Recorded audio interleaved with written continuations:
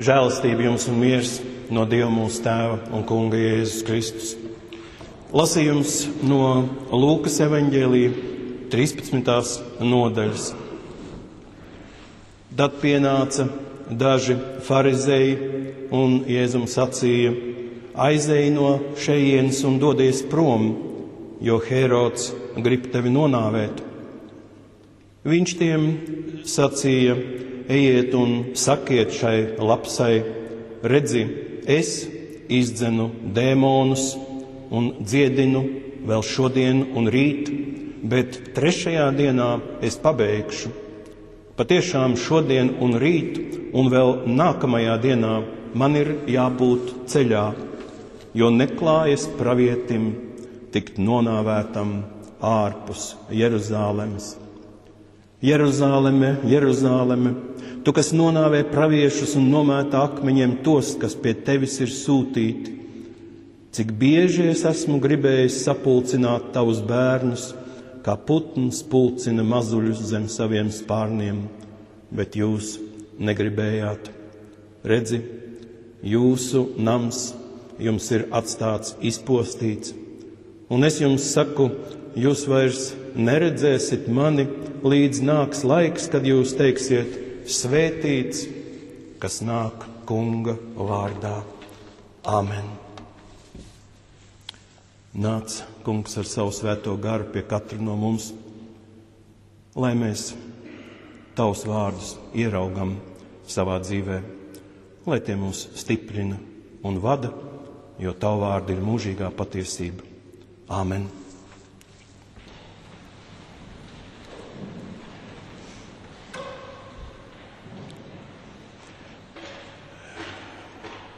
Šodien visas rakstu vietas liekas tik zīmīgas, vai arī sirds un dvēsele šajā Kristus ciešanu laikā ir īpaši izsalkusi dzirdēt un saklausīt sev stiprinājumu vārdus, un tie te ir bagātīgi. Šīs nedēļas nosaukums Reminiscere aicina pieminēt, atcerēties, paturēt prātā Jēzus mācīto. Pasaule, kuru mums šeit rāda Lūka, kurā ir ienācis Jēzus, kā mēs redzam, ir pretrunu un naida pilna. Jēzus brīdina no liekulības un no āršķirīgām ticības izpausmēm. Es jau trešdienas vakarā aizsāku pārdomas par pasauli, kurā mēs šodien dzīvojam, par sekulāro pasauli. Mēs to vārdu pirmajā brīdī saprotam kā laicīgā pasaule, tālāk domājot, tā ir pasaule, kurā ir nodalīta valsts no baznīcas, bet sekulārs nozīmē nevis kādu atsevišķu filozofijas vai ideoloģijas virzienu, tas ir kopējs vērtību rādītājs un apvieno, var teikt, daudzas, jeb visas ideoloģijas un filozofijas, kuras raksturo kopējs pamat uzskats, neticība un līdz ar to noliegums, ka Dievam ir jebkāda nozīme vai ietekme cilvēku dzīvē. Patiesībā netiek nodalīta valsts no baznīcas, bet cilvēki no Dieva. Pat tie, kas atzīst kaut kādu Dieva eksistenci, noliedz tā ietekmi uz cilvēku dzīvi. Tic tikai materiālistiskai zinātnes attīstībai, kurā nav vietas pārdabiskajam. Un cilvēkos ir ieaudzināta apziņa, ka pamazām jau visas lietas atklāsies. Senāk taču daudz kas nebija zināms, bet tagad par to skolās māca, vai ne? Otra šī uzskata pamat sastāvdaļa ir cilvēka izvēles brīvība, kas ļauj visu noteikt pašam. Te sākas jau pirmā pretruna ar pašu zinātnes attīstību. kuru cilvēks pats nevar izvēlēties, bet par pašu cilvēku ir uzskats, ka tas ir nejauši radies, tāds augsti attīstīts, ļoti sarežģīts, bet tomēr dzīvnieks, zīdītājs. Viņš nav bijis ne domāts, ne plānots, radies nejauši. Cilvēks tajā pat laikā, protams, sevi liek visa centrā, to Bībeles vietu. Viņš labi atcerās, ka viņam ir uzdot šo pasauli pārvaldīt. Sekulārisms Dieva funkciju piešķir dabai, ka daba pati visu nosaka un regulē. Tā varētu būt, bet tikai nepaskaidro, kas dabai to liek darīt. Un ko šajā situācijā tad, lai dara cilvēks, viņš ir noteicējis vai nav? Cilvēka uzskati mainās katrā dzīves posmā. To mēs redzam katrs pie sevis. Ietekmējis no pieredzes, un viņš tic tam, kas pašlaik viņam ir saprotams. Bībele neko nestāsta par Dievu. Pat tad, kad Jēkabs viņam prasa, lai viņš pasaka savu vārdu, viņš saka, es esmu, kas es esmu, un tev ar to ir jāpietiek. Arī Jesaja izsaka cilvēka iespēju ierobežotību, jo manas domas nav jūsu domas, un jūsu gaitas nav manas gaitas, saka kungs. Mēs viņu nekad bez Kristus nespētu ne aizsniegt, ne saprast, ne izskaidrot, jo tālāk Jesaja raksta, cik augstākas ir debesis pār zemi, tik augstākas ir manas gaitas pār jūsu gaitām un manas domas pār jūsu domām. Tā ir Dieva transcendence, ārpus pasaulīgums, viņa pāri stāvēšana par šīs pasaules lietām, kā gan, lai mēs tās saprastu. Tas mums ļauj atsaukties uz viņa autoritāti, bet mums šodien daudz vairāk rūp, vai viņš ir klāt pie mūsu ikdienas lietām. Ja kāds grib prasīt Dievu pierādījumus, un ja kādam pat būtu tik spēcīgi loģiski spriedumi, ka viņš varētu šo cilvēku novest pie Dieva eksistences atzīšanas vai pierādīšanas, tad tas šī cilvēka dzīvē tomēr neko nemainītu. Viņš tāpat būtu pakļauts neticības lāstam. Tikai tad, kad Dievs pats sevi atklāja un iejaucas cilvēka dzīvē, tikai tad tā var izmainīties. Un tieši tādēļ Kristus ierodas, iejaucas, ienāk, inkarnējas šajā pasaulē, lai cilvēki varētu mainīties un lai viņi saprastu, kāds ir Dievs. Šo iespēju Kristus atnes visiem, kas viņam tic kā Dieva dēlam, kā Kristum. Toreiz ar ticību Jēzum, kā Mesijam, bija slikti. Lai arī mēs lasām tikai tās vietas, kas ir stāsta par viņa sekotāju pulku, kas bija liels, tad nesekotāju pulkā bija visa jūdu tauta.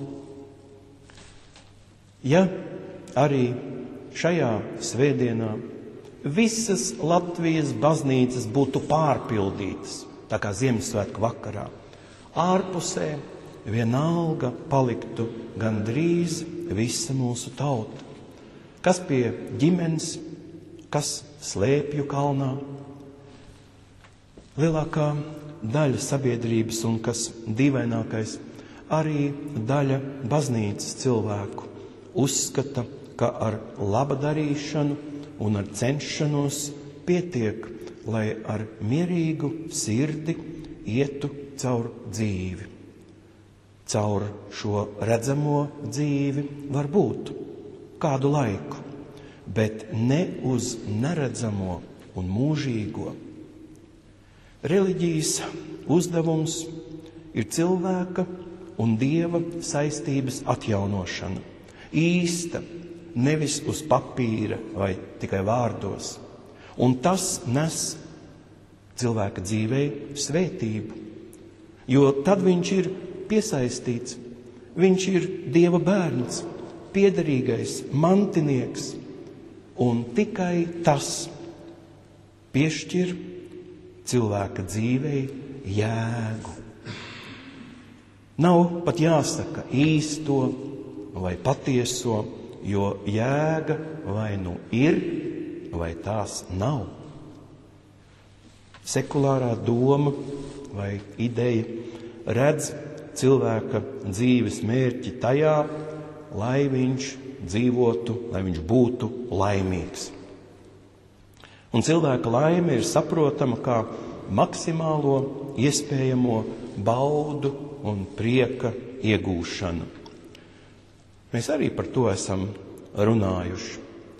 Atcerieties, es piekrāmēšu pilnus šķūņus ar mantu un teikšu, atpūties dvēseli, tu jau sen to esi pelnījusi.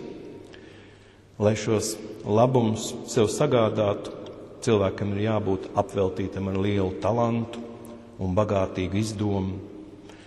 Britu enciklopēdijā ir rakstīts, ka cilvēks tiecas saņemt maksimālo baudas devu ar minimālu enerģijas patēriņu.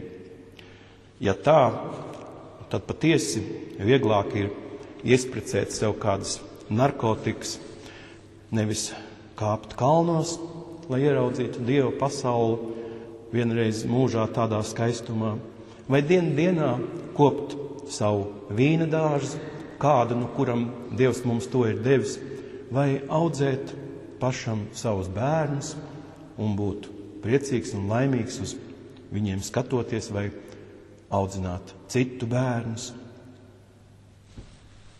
Mums ir zināms, ka arī tam, kam ir kaifs un pilni šķūņi laimes, arī pie viņa atnāks un atprasīs dvēseli. Sekulārā doma skar arī šo aspektu. Tā saka, ka šajā jomā cilvēks neatšķiras no citiem dzīvniekiem. Visi ir mirstīgi un tādēļ nekam ārpus šīs dzīves nav jēgas. Esiet uzmanīgi. Arī mēs reizēm tā sakam, ka visi esam mirstīgi, bet ņemiet vērā, ka Dieva bērna nāve nekad nav bezjēdzīga. Arī par to Kristus ir parūpējies. Mēs dzirdējām, Pāvils saka, viņiem rūp tikai zemes lietas, bet mēs piederam debesīm.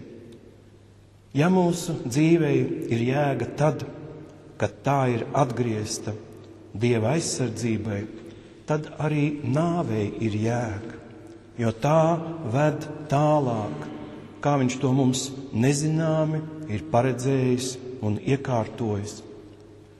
Praktiski tas nozīmē ikdienā dzīvot ar Kristus mācības apjostiem gurniem un degošām ar gara gaismu uzpildītām lāpām.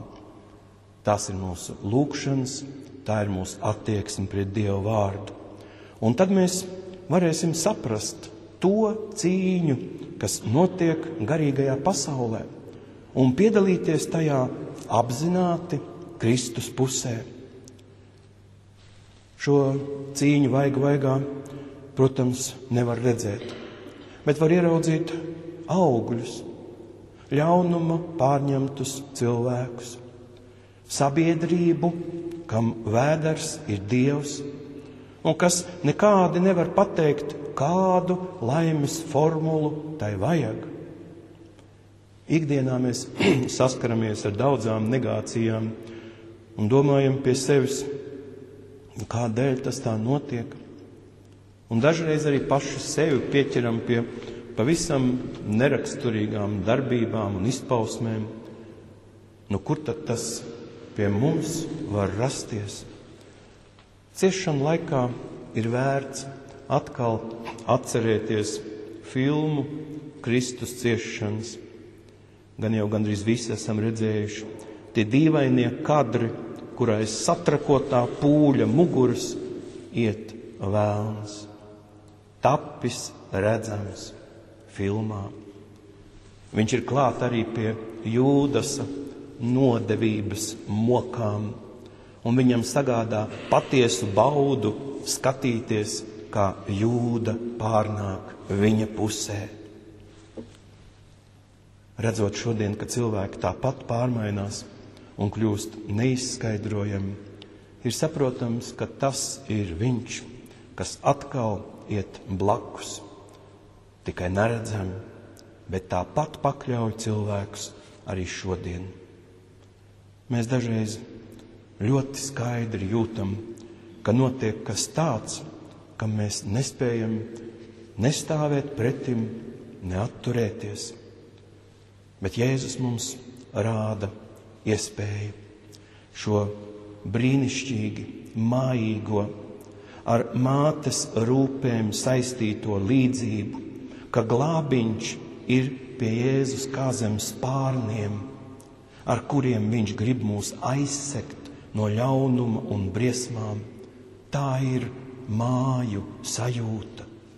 Viņš aizvien grib mūs sapulcināt savā mājā, savā garīgajā miesā, bet mums ir grūti pieņemt pat to, ka Jēzus ir reāla, vēsturiska persona. Ticībai priekšā stāv noliekšana, nepieļaušana, ka vispār var būt tāda mūs ar Dievu saistoša ticības saite. Ja nu vienīgi kā ticība labajam, labā uzvarai. Neviens nesaka, ka nevajag ticēt labajam, bet tas jau ir rezultāts ticībai Jēzum Kristum, kurš vienīgais šo ļauno meli un kārdinātāju ir uzvarējis, bijis pie krusta stiprāks par ļauno, un tā ir atvēris ceļu labā nākšanai. Viss labais ap mums un mūsos nenotiek pats no sevis, bet tāpēc, ka tā Dievs ir uzbūvējis šo sarežģīto pasauli un šo sarežģīto cilvēku. Sākums visam vienmēr ir patiesas attiecības. Nemelošana sev, jo Dievs taču ir klāt, kad mēs runājam arī paši ar sevi, un viņš zina mūsu slēptākās domas. Jēzus asars par Jeruzalemi ir asars arī par mums un par katru zemi, kas ir atkāpusies un nepieņem viņa vārdus un viņa glābēja upuri.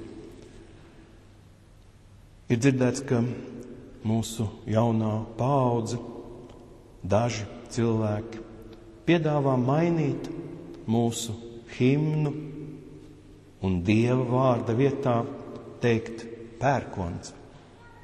Tas nu gan būtu viens varens lēciens pagātnē, vai nu atpakaļ kokā vai alā. Jēzus aicina lūkoties mūsu nākotnē. Bet nāks diena, kad visi sacīs svētīts, kas nāk tā kunga vārdā. Bet pagaidām pasaule, kurā mēs dzīvojam, ir daudzējādā ziņā līdzīga tai senajai. Arī cilvēki ir tādi pat pēc Dieva tēla radīti, lai cik gudri un izglītoti, bet tomēr gara pasaules spēku priekšā vāji un neaizsargāti, un nelīdzēs arī pērkona piesaukšanu. Bet ja cilvēka dvēsele ir atvērta Dieva priekšā, tad tajā kā Dieva paša atklāsme var ienākt ticība, ka šeit ar mums ir Jēzus Kristus. Viņš ir tas, kas ir izmainījis cilvēku un Dieva attiecības, un viņa dēļ mums ir pavisam citādi jādzīvo un citādi jāattiecas vienam pret otru. Reminiscere, to atcerēsimies un paturēsim prātā. mēs šeit esam savā starpā, visi kopā Kristus mājās zem viņa spārniem, un viņš ir kopā ar katru no mums, un mūsu dzīvei ir jēga. Āmen.